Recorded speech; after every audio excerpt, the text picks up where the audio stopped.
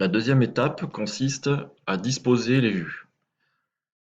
La première vue que nous allons mettre en place pour réaliser la mise en plan de l'échantillon seul, on va cliquer dans Mise en plan vue du modèle et dans la proposition de la colonne de gauche, nous choisissons échantillon 100.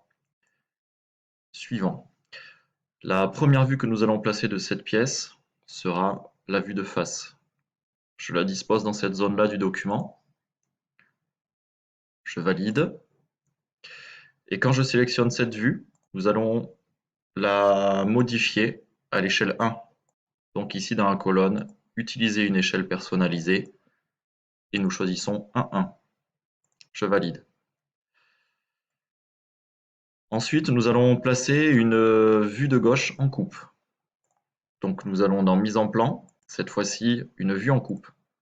Et dans Vue en coupe, nous allons positionner notre plan de coupe ici bien au milieu et monter sur le centre du cercle.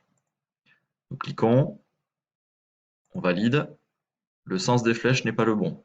Dans la colonne de gauche, avant de valider, on clique sur Inverser la direction et on peut placer notre vue de gauche en coupe comme ceci, du bon côté de la vue. Je valide.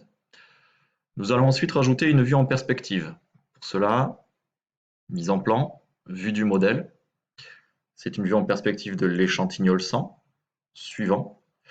Et nous allons choisir vue du modèle actuel. Comme aperçu est sélectionné, nous pouvons voir ce qui va être positionné avant que ce soit validé. La vue 3D est correcte, je la positionne ici. Je peux valider. Dans les propriétés d'affichage, cette vue, nous allons la mettre en couleur. Ici, il est possible, si on le souhaite, de modifier les hachures du composant.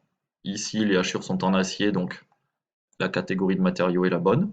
En revanche, sur la vue de face, il y a des petites erreurs de dessin technique, à savoir cette arête qui n'existe pas dans la réalité.